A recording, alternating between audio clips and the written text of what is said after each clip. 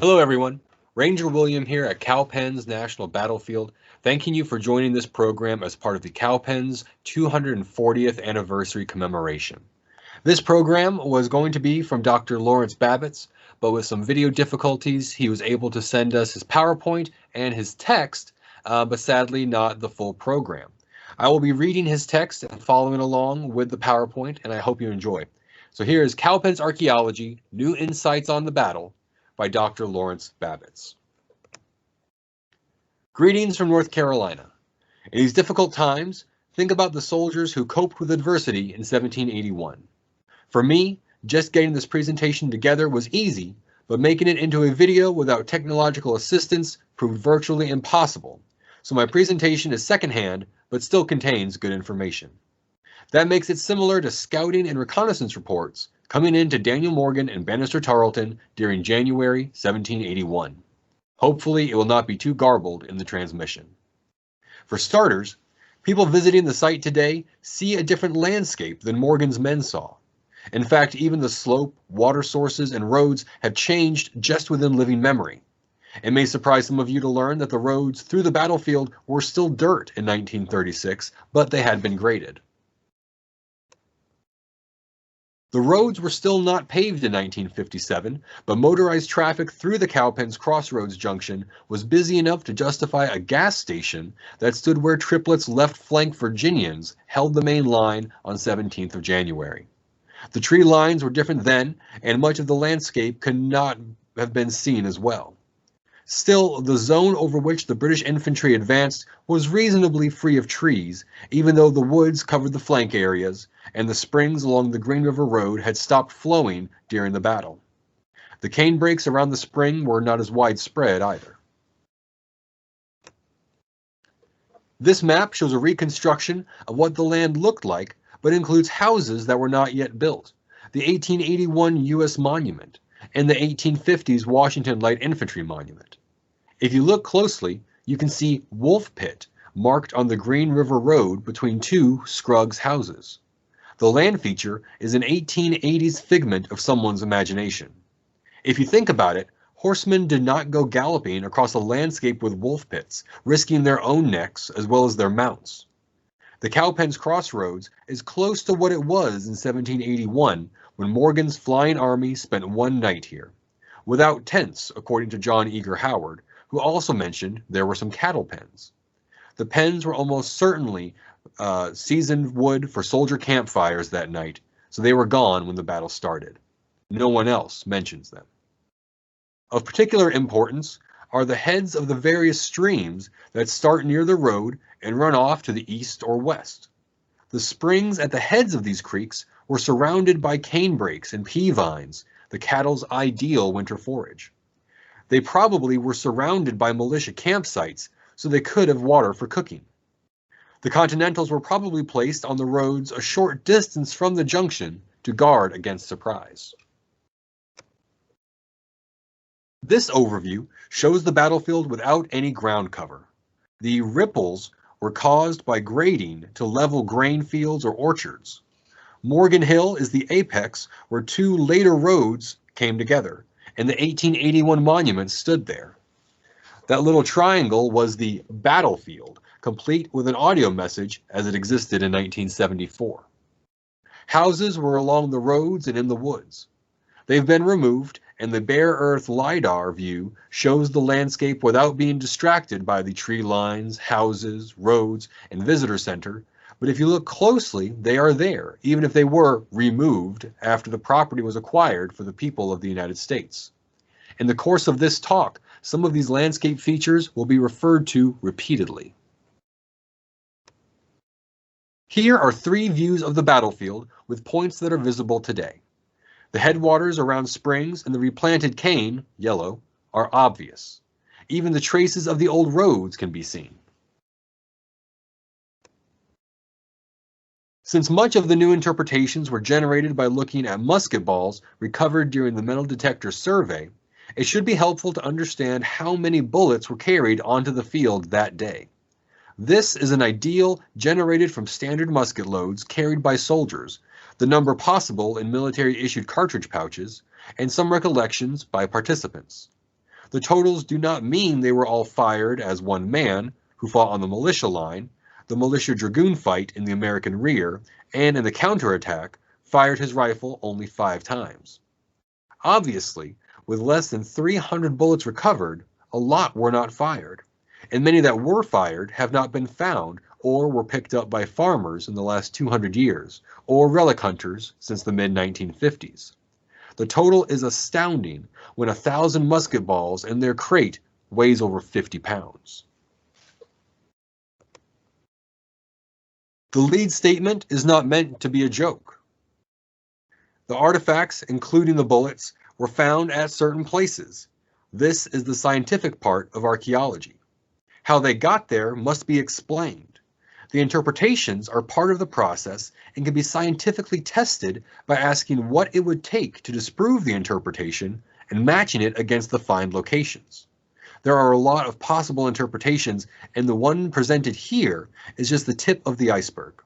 Even a few bullets, when recorded as to diameter, damage, fired or dropped, and find location, can change our understanding of one battle episode, or even bring a new part of the battle to light.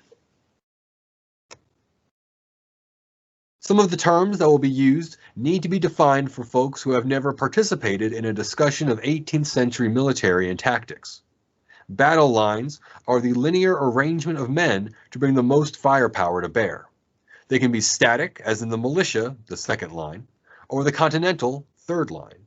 Or they can be moving, as the British deployment of troops in fighting line across the battlefield that then moved forward to engage Morgan's men.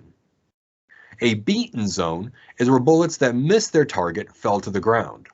Dropped versus fired versus undetermined are terms relating to the condition of the bullets when recovered.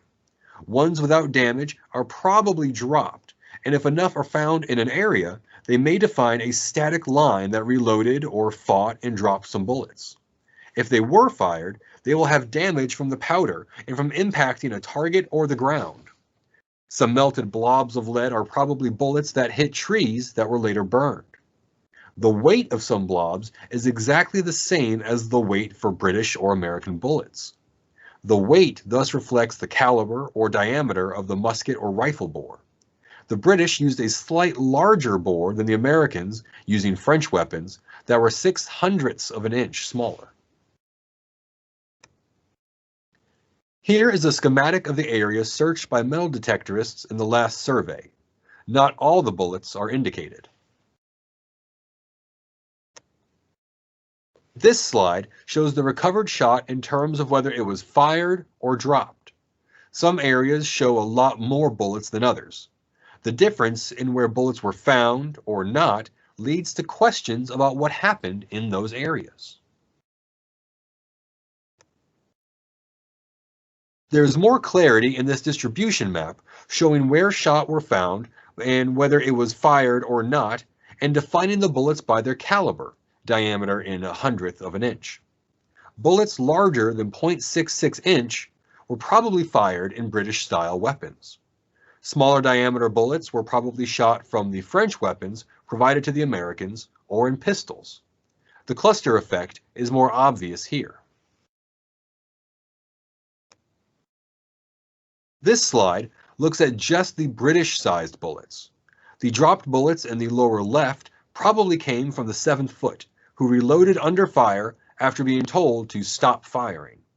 It has been postulated that numerous dropped bullets reflect a unit under stress or whose discipline is failing. The fired bullets show where guns were aiming. The middle line of red bullets running from left to right may show where the 7th Regiment was firing, i.e., at the militia line. Here we can see where fired American bullets landed in comparison with fired British bullets. There is some confusion here. One quick observation is how far into the woods the Americans were shooting. This suggests the trees were not there in 1781. The cluster of fired American bullets behind the postulated Continental or third line raises questions about where the line was, or whether the bullets came from cavalry pistols, as the area is pretty certainly where the British 17th Light Dragoons caught up with the withdrawing South Carolina militia and then were hit by Washington's 3rd Continental Light Dragoons. Dragoons on both sides used pistols, firing a ball about the same size as the American infantry muskets. As the battle developed, troops moved across the landscape. The map on the right shows what Samuel Hammond used to orient his men. Because it is reversed from left to right, it is almost certain Hammond was talking to his men while he was facing north, and his men facing south toward where they would be positioned. On the right is a map done after the battle that shows the fight as it developed. The man who created this map, probably Major Giles, Maryland Regiment Extra, used this to explain the battle to officers in Washington's Northern Army when he carried news of the battle to them. It is possible that the number reflects American perceptions of British strength, and in the lower left, a round compilation of the third line's strength supporting Morgan's claim that he fought with only 800 men.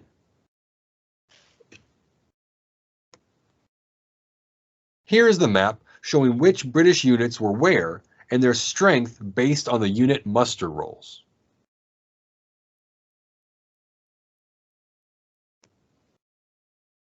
This slide shows a start at interpreting where the bullets, documents, and maps what they tell us about the battle. In the lower right, there are American bullets that probably came from the skirmish line or the militia line. Given how far a smoothbore musket ball can fly before hitting the ground, it is also possible that these came from the Continental line because of their caliber. It is difficult to state with certainty because this area is where the British deployed their infantry before driving off the skirmishers.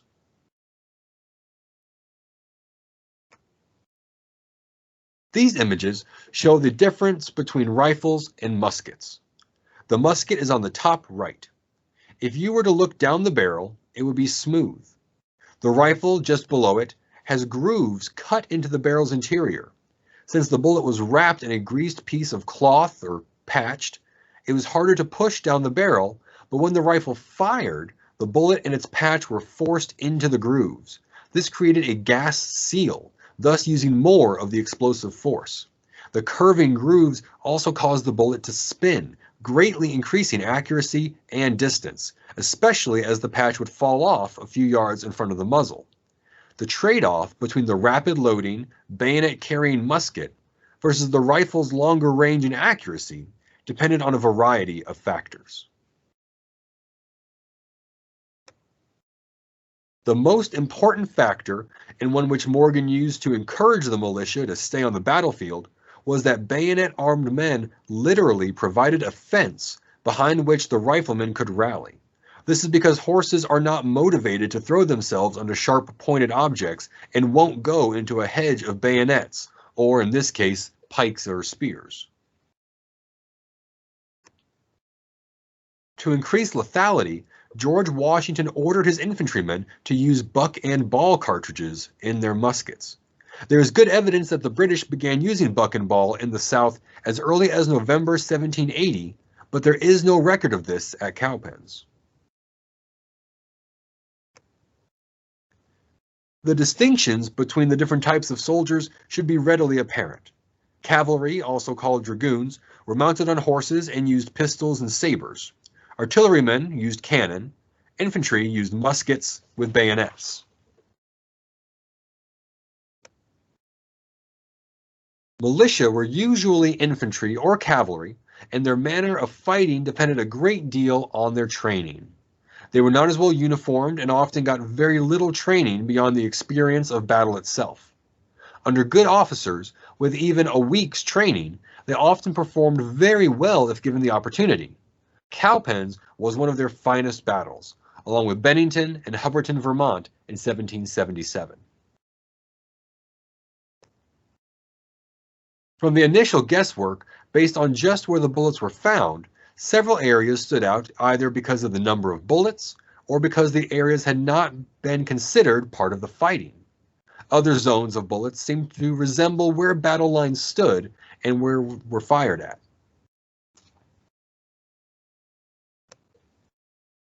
The first area of interest is the far left flank of the militia line. This location was covered by woods until fairly recently. Because it was well into the woods and beyond Suck Creek's southern springhead, it was overlooked. The bullets found there are both fired and dropped, so something happened there.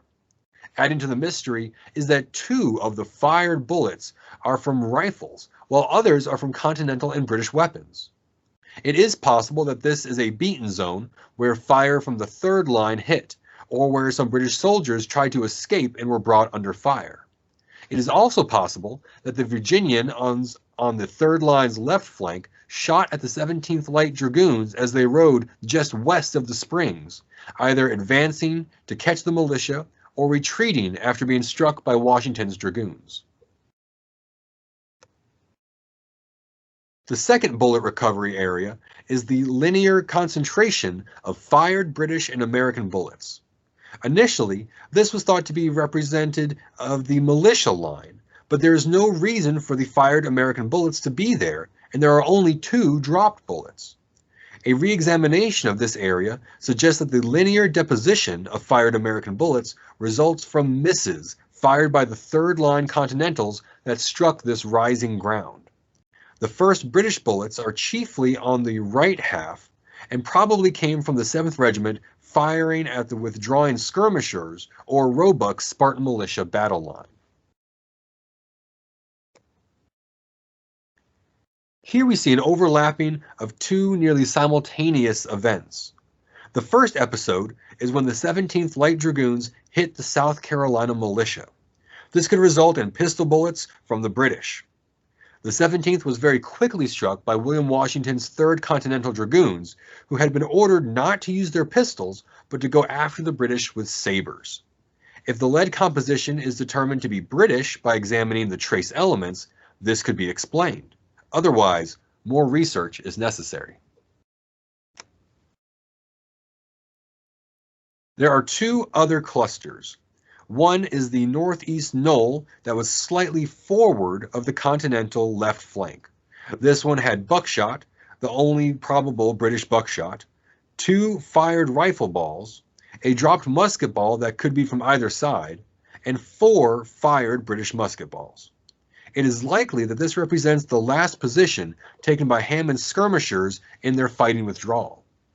As soon as they were driven away, the 17th Light Dragoons had room to pass the third line without getting bogged down in the Suck Creek's northern canebrake. There is another bullet cluster behind the third line. This is roughly west of the Green River Road and composed of fired British-sized shot.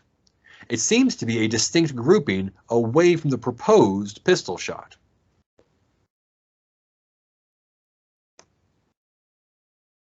This cluster may represent the 71st Regiment's volley, only volley, that struck the third line's right flank, just as the Virginians were maneuvering to avoid being outflanked.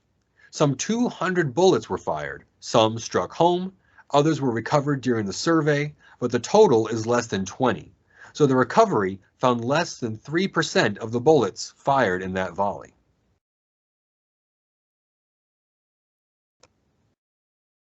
The 71st volley caused the third line to withdraw. They pulled back 1 company at a time. Before they faced about, each company fired a volley, then reloaded as they marched to the rear. When they reached the foot of the hill where the 1881 monument used to stand, the Americans turned and fired. Since not all the Americans had gone so far to the rear, these companies wheeled slightly or fired to the right oblique.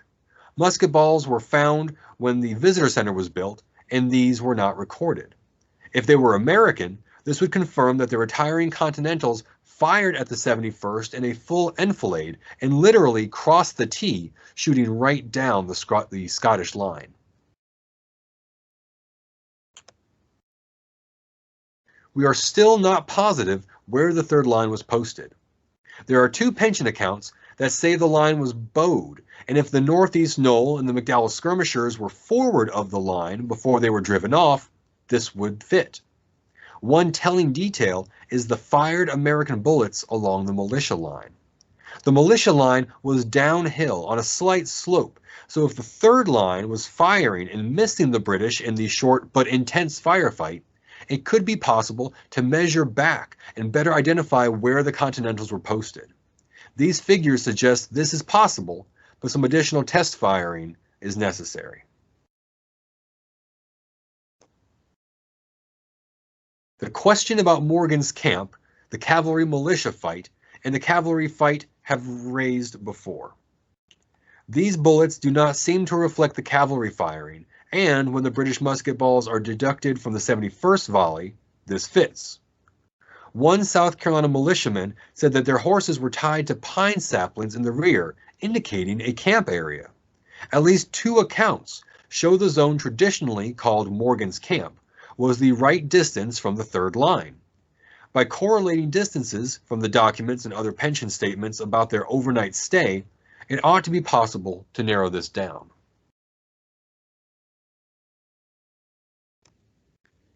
Now back to the cavalry fighting.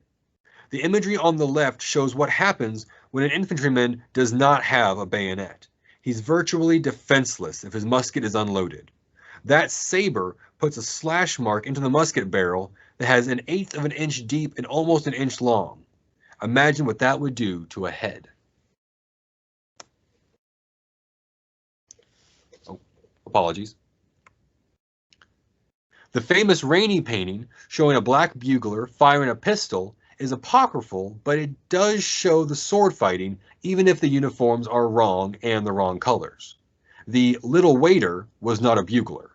The bugler event occurred on the race to the Dan. I would argue that if the Little Waiter was black, someone would have mentioned that, and we know black men fought with the Americans at Cowpens. The other painting shows the same incident, but has the uniform colors right, but the same problems with the uniform styles, and the landscape is totally wrong. This painting was done 4 or 5 years after the Rainey painting, and shows a white bugler with a pistol. There is no evidence the British Legion had colors, as the later painting suggests. These artist representations are based on a mythology involving 2 Virginia lieutenant colonels fight British dragoons where a boy shot a pistol. Both are trying to appeal to people interested in William Washington and Light Horse Harry Lee at the same time. The subject of casualties has come up several times. The British suffered badly in front of the militia line. One account claims they lost 2/3 of their numbers. These figures show the length of the British line given known regimental strengths.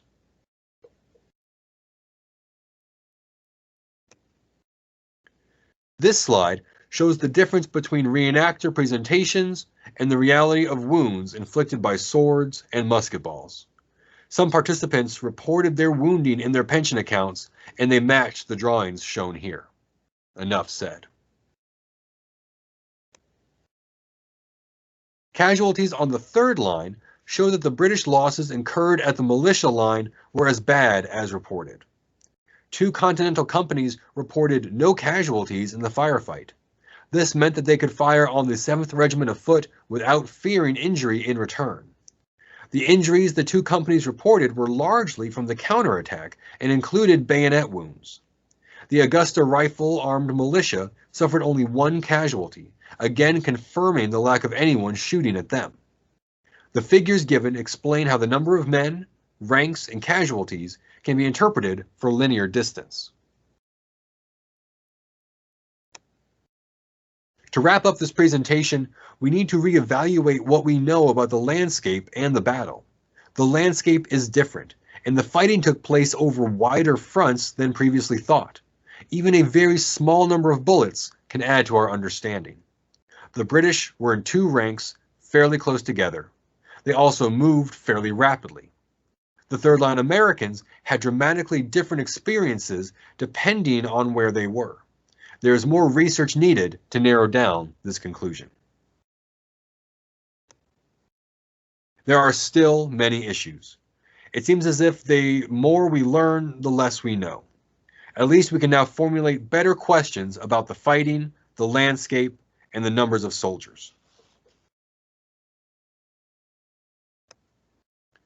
Finally, we have raised substantial questions and can provide directions for additional research. Answering these questions won't give us everything we want to know, but will move the line of what we do know forward. In conclusion, there are 4 things we can definitely say. The last one is why the site is important, because it was a tipping point that eventually led to the American victory at Yorktown. Thank you all for watching this program. I hope you enjoyed. And from all of us at Cowpens, thank you for joining us in commemorating our 240th anniversary.